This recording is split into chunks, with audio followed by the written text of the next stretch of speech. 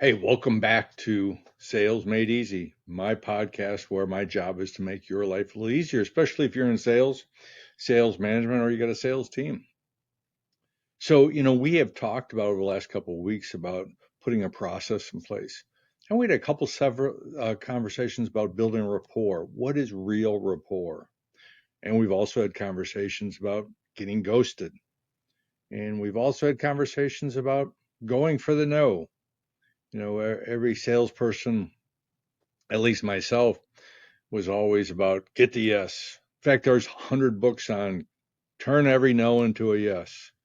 Um, and I believe in getting the no creates more stability, more trust, because a person that's really having a problem won't tell you no.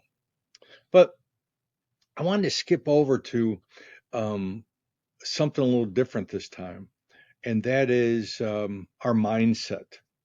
We can talk about a lot of things, but if our mindset is not where it needs to be, then uh, we're not going to go for the no. We're not going to worry about building rapport. We're going to worry about making a sale. So, how do I get my mindset right? And this dawned on me the other day when I was at the gym, and I'm on a treadmill.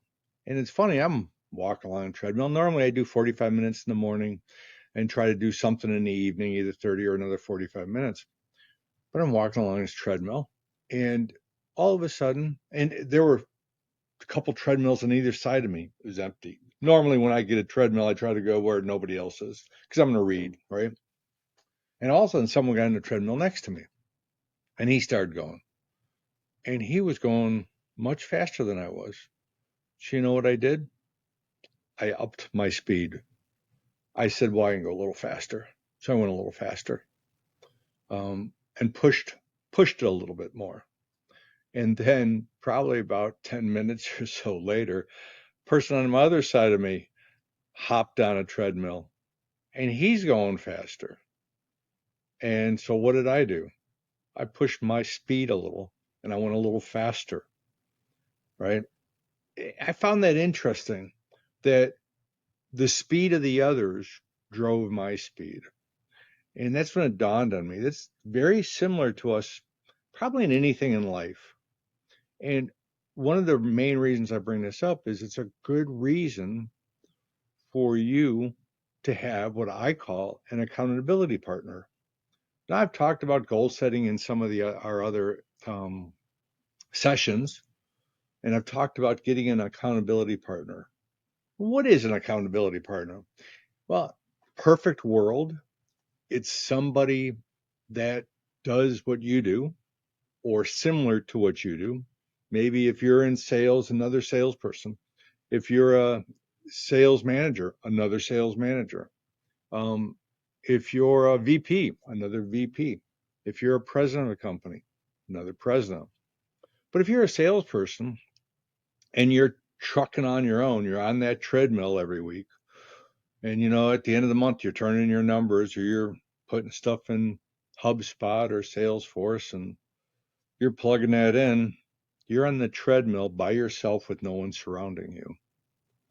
But what would happen if you had an accountability partner and you said, hey, let's talk every Friday, whether it's coffee or Monday, whether it's coffee or whatever, and let's go over our numbers, right? And you sat there and said, every Friday, we're going to have lunch. And I'm going to tell you how many appointments I had this week. And I'm going to tell you how many appointments I've got set for next week. And I'm going to tell you how many referrals I got this week and how many referrals I got next week, right? And we put some numbers together of what I want to tell you every week that in reality, I want to hold myself accountable to, push myself a little. And the beauty of it is, it's just like the people that went on either side of my treadmill. It made no difference to me. They weren't my personal coaches. They weren't someone saying you're fat. They were just somebody on a treadmill next to me that I was kind of pacing myself against. And it was helping me hold myself accountable, which we can do the same thing with a great accountability partner. When you say, hey, look, This is what I want to do every week. So let's have coffee. Let's have lunch. Let's have 10 minutes on the phone every week and just tell me your numbers and I'll tell you my numbers. No commitment, no promises. I don't have to say I'm going to do 100 calls a week or 2 appointments a week. I just want to report to you. And it's no skin off your nose if I don't do anything this week. What do you think you'll do? You'll probably be like me on that treadmill. You'll probably try to do one more because you know you got that lunch with me.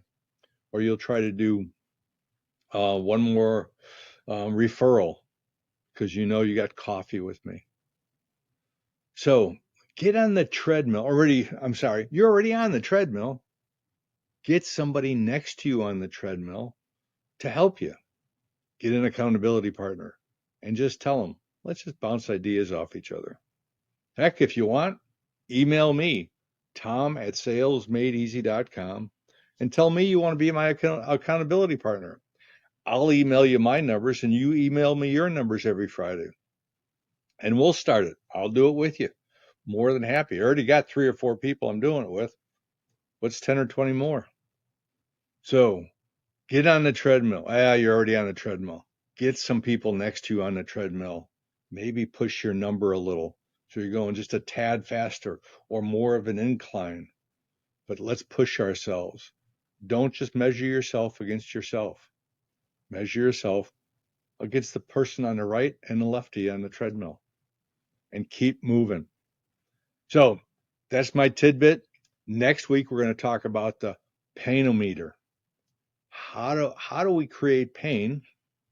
How do we figure out if there's enough pain on the meter for someone to move forward? See, too often we're trying to close a piece of business where there's not enough pain to do it with. So we're going to discuss all the different ways to move that needle on the painometer. So we'll see you next week. Have a great week. Make some sales and get somebody next to you on a treadmill. See you later.